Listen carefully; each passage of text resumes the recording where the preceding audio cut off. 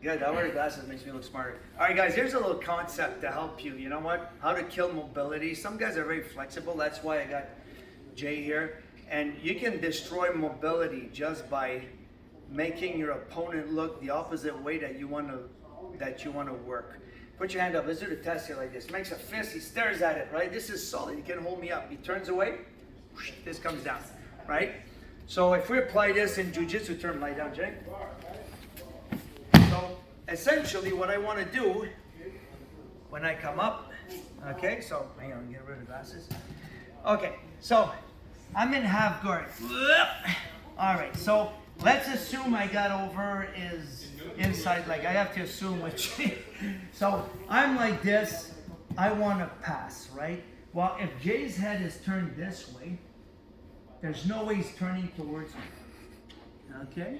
And that's going to help you to finish the pass because he won't be able to pummel in if you keep his head facing this way. Okay? Now, if I decide to work over, right, and I decide to fold his head in, it's the opposite now. He's looking the other way. That weakens this structure. So if I want to attack Kimura and do all the stuff he can do for him, or just like get a nice deep underhook, turn the underhook and turn him in, suddenly I'm not too worried about him repummeling his leg, but I'm going to keep his head. Now, whoop, now it's possible for him. If I got this arm, he won't turn towards me, but if I need to work on my side, I'm going to go and flatten him this way. Okay, so at a tournament this week, we had a kid, one of our kids passed an extremely agile kid, very gifted, and at the end, when we're writing out the clock, I said, keep him looking the other way. And all that mobility, the guy looks like he was pedaling in the air. Okay?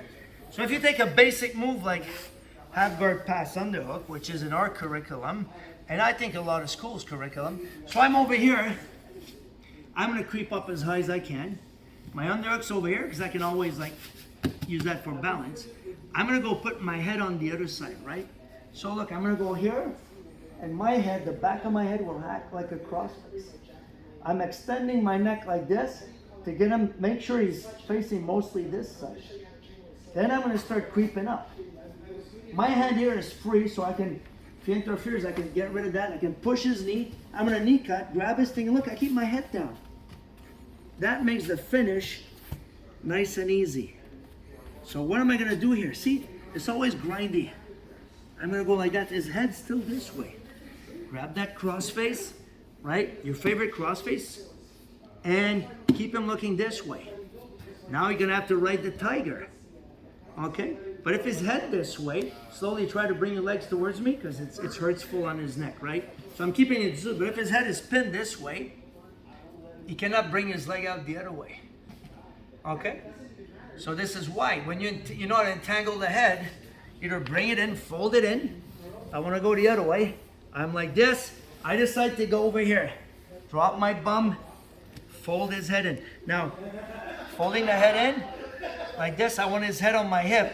Or I can also, if I chin pick, drop the elbow, do that. But don't do that on teammate, it's nasty. So even if I don't have his hand here, he's hiding it. When I fold him this way, he's not that strong. I'm guarding his guard.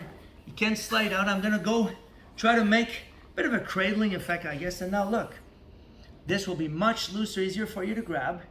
And at this point, you can attack this arm, keeping this pinned in, or look how easy it is now to just staple, come out, right? And you can use your knees to attack, or go over here if you want to attack Kimura, whatever. But his head faces this way. If I want to work here, his head turns this way. If I want to work there, his head turns the other way. Yes. All right? Thanks, Jay. Yes, sir. Have a safe trip home.